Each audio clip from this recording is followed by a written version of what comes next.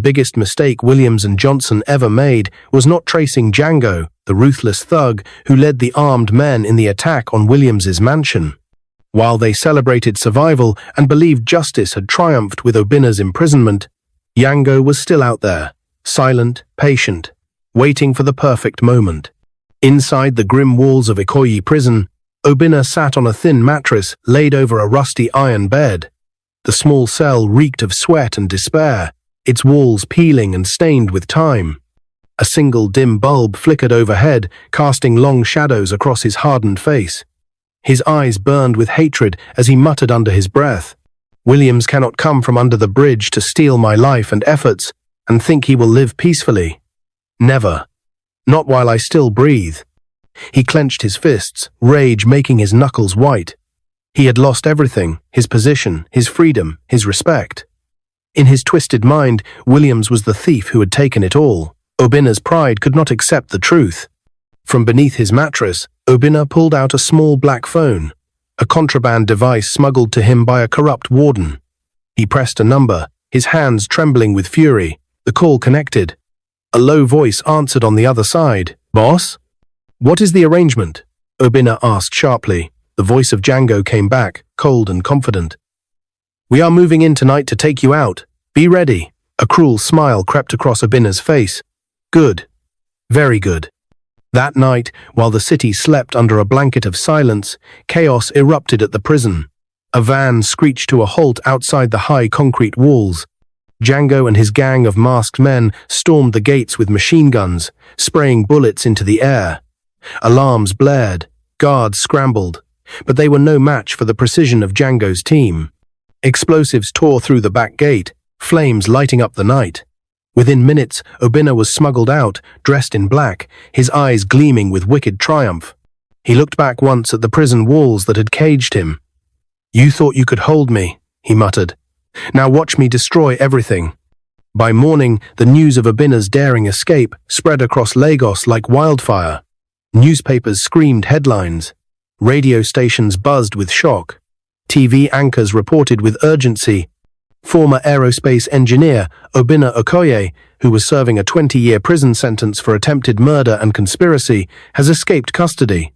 His location remains unknown. Authorities urge vigilance. At Williams's mansion, fear returned. Juliana clutched baby Clinton to her chest, trembling as tears streaked her cheeks. "He's out! Oh God, he's out!" Williams froze, the blood draining from his face. Johnson arrived shortly after, his expression dark and worried. "This is bad, Williams," he said gravely. "Very bad. Obinna is like a wounded lion. And wounded lions are the most dangerous." Far away, at the outskirts of Lagos, Obinna rented a small, dingy room. The air smelled of mildew. The floor cracked. Yet inside, the fire of vengeance burned hotter than ever. Django and his boys sat with him, their rifles stacked in a corner. They leaned over a rickety wooden table. Maps of Williams's mansion spread out before them. Obinna's voice dripped with venom. "Tomorrow night, we finish this. Williams will not just die, he will suffer. I want him taken hostage. I want to watch him beg. I want him to see death coming." Django nodded. "We'll be ready, boss." Obinna clenched his jaw, muttering under his breath. "He can't destroy my life and walk free. Not after stealing everything I worked for. I will be the one to end him." The men raised their bottles of gin in agreement. A dark pact was sealed. But this time, Williams was not unprepared. Johnson, with his years of experience in corporate security and intelligence, had already anticipated such a move. He tripled the security detail around Williams's mansion. Armed guards patrolled the gates, armored vehicles lined the drive, and drones scanned the perimeter. Johnson himself oversaw the preparations. "If they come, we'll be ready," he assured Williams.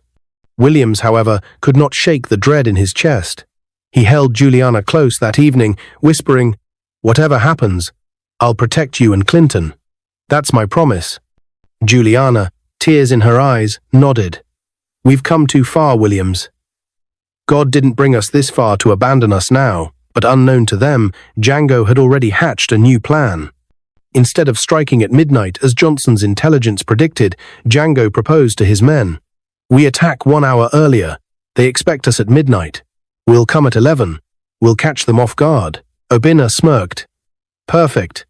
Tonight, Williams will be gone. That night, the silence of Banana Island shattered. At exactly 11 p.m., a black van roared up to Williams's mansion gate. Before the guards could react, Django's men opened fire. Bullets ripped through the air, sparks flying as metal clashed. The security head, Emeka, a strong, loyal man in his late 30s, rallied his men. "Hold the line!" he shouted, firing back. The gunfight raged. Glass shattered. Smoke filled the air. The clash of war echoed across the mansion grounds. But Django and his men fought like demons, determined and vicious. In the chaos, Emeka was struck. A bullet pierced his chest. He fell to the ground, blood pooling beneath him. His last breath was a whisper. "Protect them." The guards roared with fury, but the loss shook their defense. Django and Obinna pushed forward, forcing the gates open with explosives. Inside the mansion, Juliana screamed, clutching baby Clinton as Williams rushed her to safety. His heart pounded. Not again. Please, not again. Just as Django and Obinna's men breached the gate, reinforcements arrived. Johnson had been alerted. Within minutes, a convoy of armored trucks stormed the mansion grounds, headlights blazing. Elite security forces poured out, weapons drawn. A fierce gun battle ensued. Django's men, outnumbered and outgunned, began to fall one by one. Panic set in. The tide turned. At last, the attackers were subdued. Their masks were removed and their faces revealed. And there stood Obinna, caught at last, his eyes blazing with rage and humiliation. Williams, standing in shock, whispered, "So you've descended to this level, Obinna?" Johnson stepped forward, his voice sharp with disappointment. "How low can you fall? Williams saved what you couldn't. He did what you failed to do. Instead of learning, you chose destruction." Obinna spat at the ground. There was defiance in his voice. "You expect me, Obinna Okoye, with my record, to stoop so low and serve under a man who once lived under a bridge? To be his subordinate in the very company I built with you? Never. I would rather die than bow." His words dripped with venom, but his eyes betrayed his fear. Juliana, holding baby Clinton, stood frozen in tears. She had known Obinna as a colleague for years, but never imagined this depth of evil. "Why, Obinna?" she whispered. "Why let pride destroy you?" No answer came. Only silence and the sound of Obinna's heavy breathing. As dawn broke, Obinna, Django, and the surviving thugs were handcuffed and dragged away by police. The price of their violence lay heavy in the courtyard, the lifeless body of Emeka, the fallen head of security. The next morning, Emeka was laid to rest. His wife, Amaka, stood weeping at the graveside, her two young sons, Caleb, age 7, and Brian, age 4, clinging to her. As the coffin was lowered into the earth, Brian cried out in innocence, "Why are they putting Daddy inside the ground? When will he buy me the bicycle he promised for my birthday?" The words broke every heart present. Tears flowed freely, even from hardened men. Johnson, moved beyond words, he vowed to honor Emeka's sacrifice. Through the company's foundation, he granted full scholarships for Caleb and Brian up to university level and a $10,000 monthly allowance for their family upkeep. Later that day, Johnson and his wife Cynthia visited Amaka at her modest home in Ikeja. Amaka fell to her knees in grief, but Cynthia lifted her, holding her tight. "Be strong," she whispered, tears in her own eyes. "Be strong for your boys." Amaka nodded weakly, her spirit broken, but her heart grateful. But as the city mourned Emeka, the story of Obinna's fall from grace was only just beginning. His trial would shake the nation, and the road to his final end had already been paved. The morning sun in Lagos rose heavy with tension. Newspapers across the country screamed the same headline, "Obinna Okoye, former aerospace engineer, to face trial for murder, prison break, and conspiracy." Radio presenters debated the scandal. TV anchors dissected every angle of the case. On social media, hashtags trended, "Justice for Emeka," "Obinna trial," and "Fallen engineer." For weeks, the city had whispered about Obinna's downfall. The man who once held prestige in aerospace, now branded a criminal. But no one expected the trial to draw such a crowd. By dawn, the Federal High Court in Lagos was already surrounded. Reporters jostled for position. Police officers with rifles lined the perimeter. Curious citizens pressed forward, desperate to catch a glimpse of the disgraced man who had once walked among the elite. Inside the courtroom, the atmosphere was thick, charged with both sorrow and fury. Williams sat near the front, Juliana beside him, baby Clinton in her arms. Her eyes darted nervously to the entrance, remembering the night Obinna had tried to end their lives. Beside Williams, Johnson leaned back, arms folded, his face like stone. He was no longer just a CEO. Today, he was a man demanding justice for the friend he had lost, Emeka, the head of security who gave his life defending them. Across the aisle, Amaka, Emeka's widow, sat with her 2 boys. Caleb clung to her wrapper, his small face streaked with tears, while Brian sat quietly, clutching a toy car, still too young to understand why Daddy would never come home again. Amaka's face was pale, hollow, but her eyes burned with grief that no tears could quench. The murmur of voices hushed when the guards marched in Obinna, Django, and 2 of their accomplices, Capon and Mario. Obinna's hands were cuffed, but his pride had not dimmed. His head was held high, his jaw tight, his eyes darting coldly toward Williams. He walked with an air of defiance, as though chains could not break his spirit. Django followed behind, smirking faintly, his scarred face showing no remorse. Capon and Mario looked nervous, sweat glistening on their brows. As they were seated in the dock, whispers rippled through the courtroom. "That's him! The man who escaped prison and killed the security chief?" The judge entered Justice Balogun, a stern, silver-haired man known for his unwavering hand in criminal cases.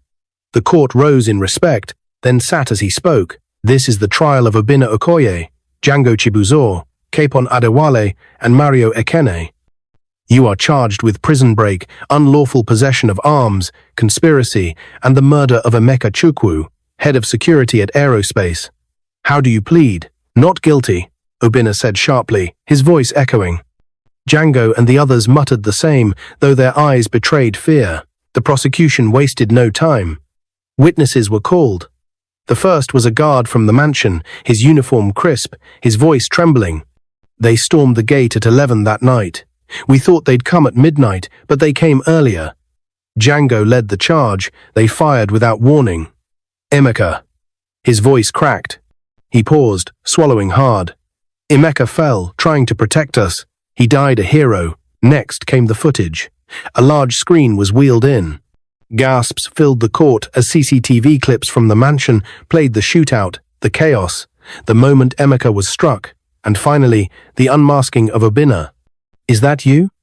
the prosecutor asked, pointing to the frozen frame of Obinna's face, wild with rage. Obinna's jaw tightened. He said nothing. The prosecutor pressed on. "You were once a respected engineer. You chose violence. Why?" Obinna's lips curled into a sneer. "Why? Because this company I bled for was handed to a beggar from under a bridge. A man who should never have walked through those doors. And Johnson." He jabbed a finger toward the billionaire in the audience. "Johnson betrayed me. I will never serve beneath a man like Williams. Never." Murmurs rippled through the room. The prosecutor turned, his voice sharp. "So you admit your pride drove you to murder?" "I admit nothing," Obinna snapped, though the truth in his words already hung heavy in the air. Amaka was called next. She walked slowly to the witness box, holding back tears. "My husband was a good man," she whispered. "He worked hard to protect Williams and his family. That night, he gave his life. And now my children have no father." The judge leaned forward. "Do you have anything to say to the accused?" Amaka turned, her voice shaking with anger and pain. "Obinna, Django, Mario, was it worth it? Was your pride worth my children growing up without their father? Caleb cries every night. Brian still asks when his daddy is coming back to buy him the bicycle he promised. Do you know what it's like to tell a child that his father is gone forever?" The courtroom fell silent. Even reporters put down their pens. The weight of her words was too heavy. Williams bowed his head, tears sliding down his cheeks. Juliana wept quietly, rocking Clinton in her arms. Johnson clenched his fists, fighting to contain his fury. Finally, it was time for the verdict. The judge's voice rang out, steady and unshaken. Obinna Okoye, Django Chibuzor, Capon Adewale, Mario Ekene, this court has weighed the evidence. You broke free from prison. You conspired to kill. You murdered a man in cold blood. For these crimes, there can be no leniency. For unlawful breakout, conspiracy, and murder, you are hereby sentenced to death by hanging, with no option of fine. Gasps filled the room. Amaka broke into tears, collapsing into the arms of Cynthia, Johnson's wife. Reporters scribbled furiously, flashes from cameras lighting up the chamber. Obinna, for the first time, faltered. His pride cracked. His wife and 2 children were in the gallery, their cries piercing the air. "Daddy!" His daughter sobbed. "Daddy, why did you do this?" Obinna's composure crumbled. He sank to his knees, chains rattling. His eyes locked on Johnson. "Please, save me. You have power. You can stop this. Don't let them kill me. Please. I beg you. Give me another chance." Johnson's face hardened with sorrow. "Obinna, I gave you chance after chance. Williams reached out to you, begged you to work with him. But you chose pride. You chose hate. And now, it's too late." The guards pulled Obinna back to his feet, dragging him out of the courtroom with Django and the others. Their fates were sealed. In 48 hours, their sentences would be carried out. That evening, Williams sat in his study, shaken. Juliana stood behind him, her hand on his shoulder. "You look troubled," she whispered. "I am," Williams admitted. "Even after everything Obinna did, I can't celebrate his end. I keep wondering, what if he had chosen differently? What if pride hadn't blinded him?" Juliana kissed his head gently. "You have a good heart, Williams. That's why you survived. That's why you're here." But deep down, Williams knew one thing. Before the end, he had to face Obinna one last time. And in the prison where the condemned awaited their fate, Obinna sat in silence, his pride gone, his eyes hollow. For the first time in his life, he was truly afraid. The clock was ticking. The heavy iron doors of Kirikiri Maximum Security Prison groaned open with a low, mournful sound. The guards led Williams inside, his polished shoes echoing against the cold concrete floor. The air was thick, heavy with the scent of rust, sweat, and despair. Williams's heart pounded. He had fought gun battles, endured betrayal, and survived death itself. But nothing had prepared him for this moment. This was not just about facing Obinna. It was about facing everything Obinna had come to symbolize: pride, envy, rage, and the destruction they leave behind. A warder walked ahead, his baton clinking against his belt. "He's waiting for you," the man said flatly. Through the bars, Williams saw him. Obinna sat on the edge of his narrow bed, his once proud shoulders slumped. His prison uniform hung loosely on him. The fire that had once burned in his eyes was dim now, like a flame suffocated by its own smoke. For the first time since their paths crossed, Obinna looked small. When the guard unlocked the cell and let Williams in, Obinna raised his head. His eyes widened, disbelief flickering across his face. "You," he whispered.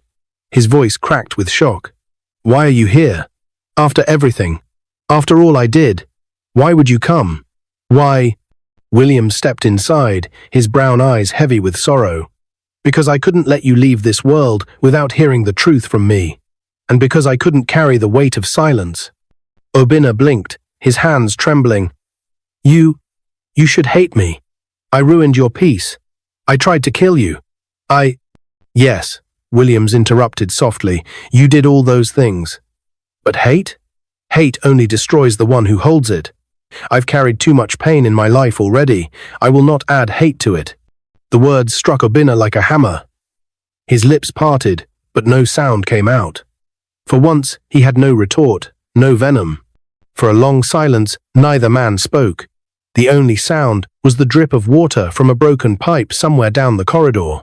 Finally, Williams sat on the stool across from him, leaning forward. "Obinna, I never wanted your position," he said. His voice was steady, though his eyes glistened with tears. "When I came to aerospace that day, all I wanted was to help. I saw the company struggling, I saw Johnson crying, and I knew I could correct it. That's all. Not to take your job, not to replace you, to help. But you," he paused, his throat tightening. "You refused to see that. You saw me not as a partner, but as a threat. You let your pride blind you. Obina's jaw clenched, his fingers dug into the mattress. How could I not? I worked for years, building that company with Johnson. I sacrificed everything. And then you from under a bridge, walk in, and everyone bows to you. You expect me to swallow that humiliation, to kneel before you. Williams's voice sharpened, a rare fire flashing in his eyes. Yes, I expected you to swallow it. Because it was never about kneeling before me, Obina. It was about saving lives. About solving the problems that were destroying the company. Leadership is not about who stands tallest in the room, it's about who lowers themselves to lift others. That's what you never understood. Obina flinched as if struck. His lips trembled. For the first time, he had no argument. Williams leaned closer, his voice breaking. Do you think I enjoyed being homeless? Do you think I was proud carrying that dirty bag every day, clinging to an old book like it was all I had left? My life was ruined. My wife betrayed me. My children were taken. I lost everything. And yet, when the chance came, I still chose to build. You, Obina, had everything, but you chose to destroy. Tears blurred his vision, but he didn't stop. Because of you, Emeka is gone. A man who laid down his life for me, for my wife, for my child. His little boy is still waiting for the bicycle his father promised him. Do you understand what that means? A child waiting for a father who will never come back? Obina broke. His face crumpled, tears spilling down his cheeks. He buried his face in his hands, sobbing quietly. His pride, his arrogance, all of it collapsed under the weight of truth. I didn't mean for Emeka to die, he stammered. I just wanted you gone. I wanted my life back. I wanted. Williams closed his eyes, tears falling freely now. And that is the tragedy, Obina. You wanted everything except peace. You wanted power, recognition, glory, but never peace. And that is why you lost it all. The guard at the door shifted uncomfortably, but Williams raised a hand. He wasn't finished. He stood, his voice low but firm. Obina, tomorrow they will take you. They will end your life. Nothing I say can change that. But before you go, I want you to know, I forgive you. Obina's head shot up, eyes wide. Forgive? Me? Yes. Williams's voice cracked, but he pressed on.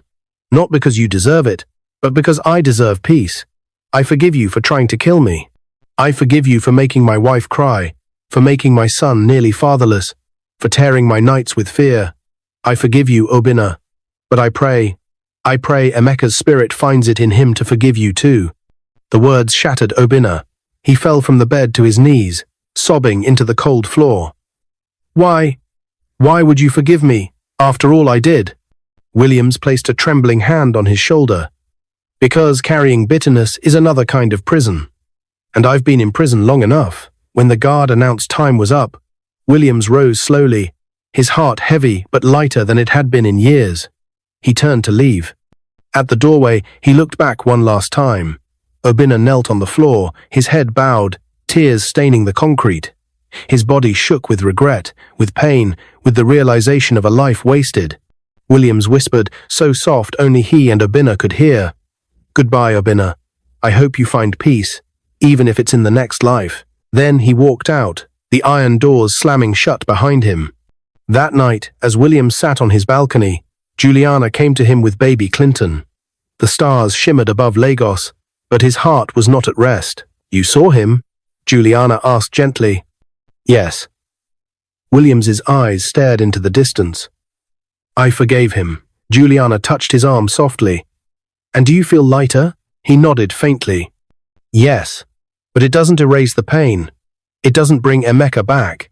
It doesn't heal the wound in his family. Still, it closes something inside me. Something that has been open too long. Juliana leaned on his shoulder, whispering, That's what makes you different, Williams. You chose peace. And peace will always win. The next morning, the prison courtyard was silent. At sunrise, the condemned were led out one by one. Obina walked with trembling steps, his head bowed. Django followed, his face pale for the first time. Capon and Mario prayed under their breath.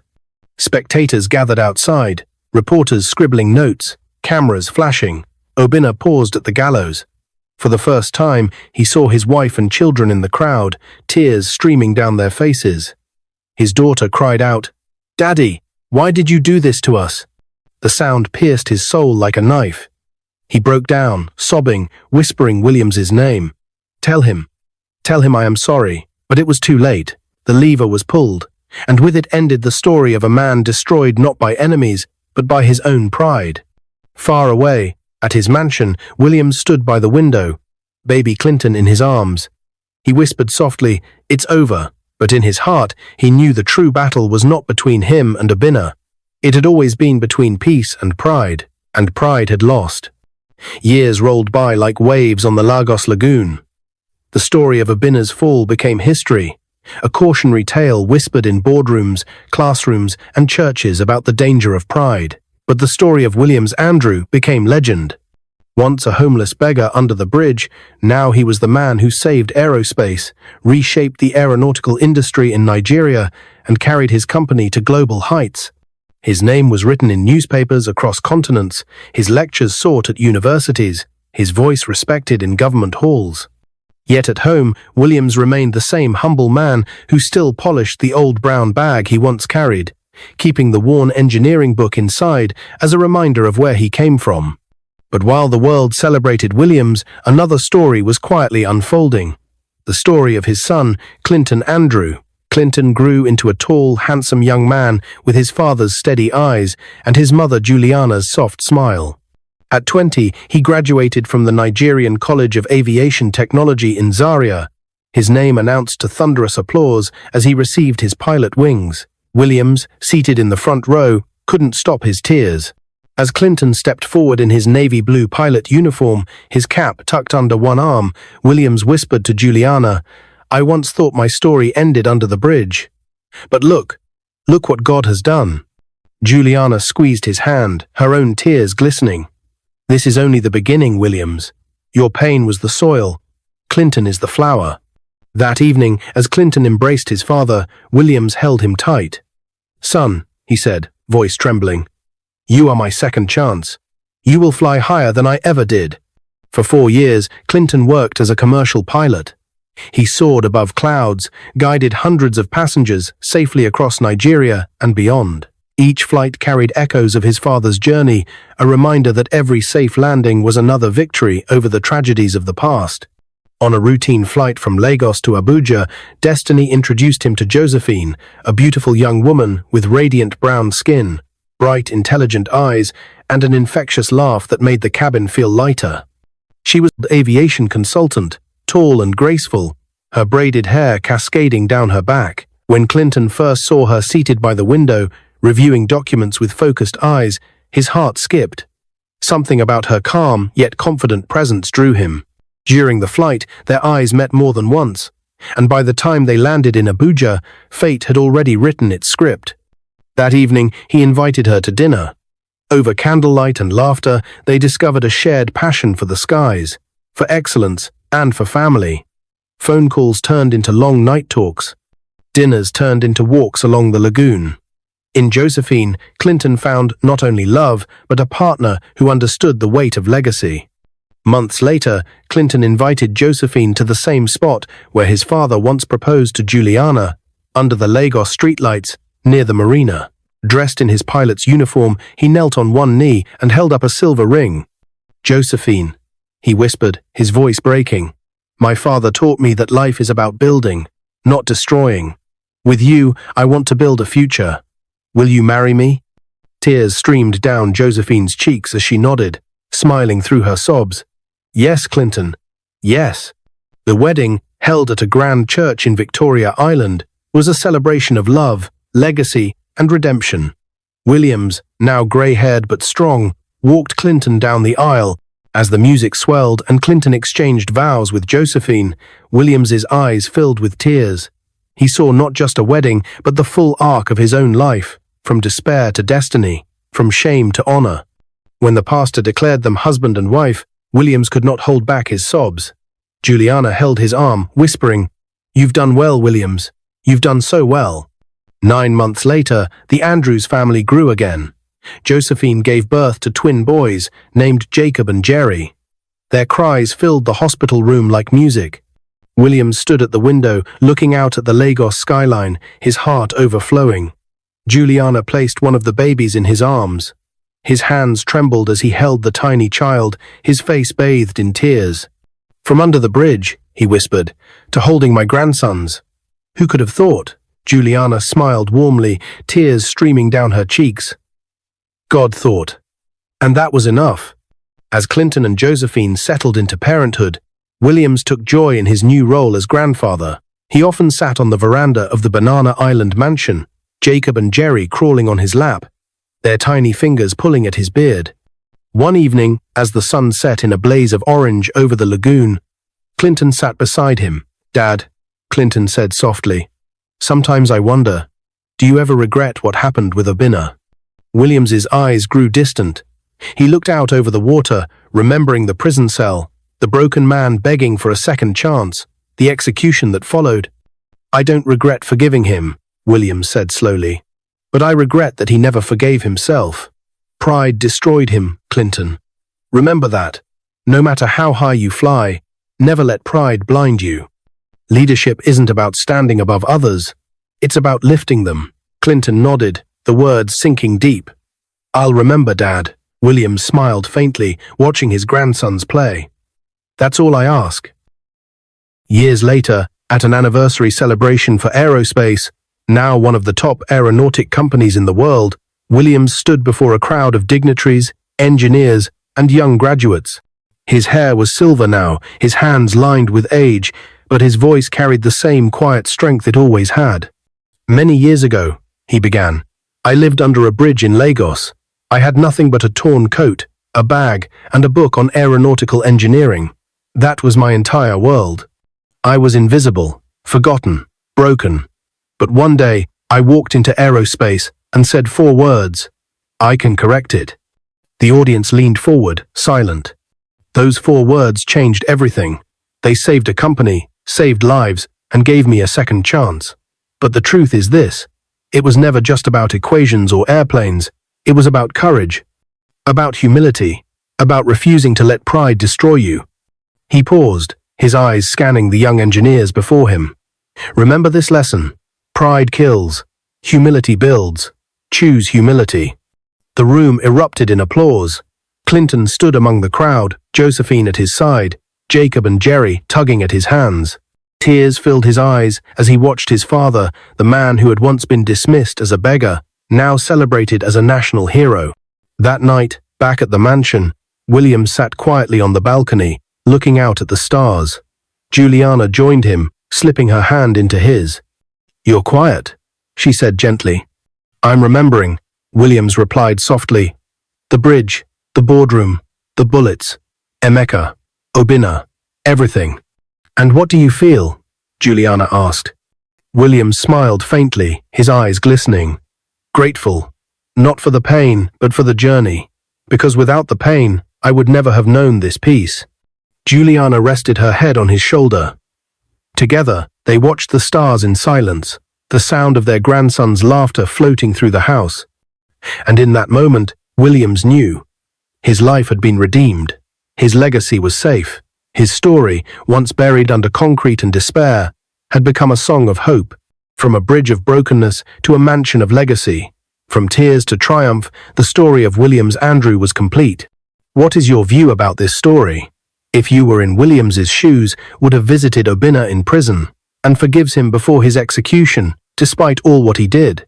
Where are you watching from? If you enjoyed this story, comment, share, and subscribe to our channel for more interesting stories.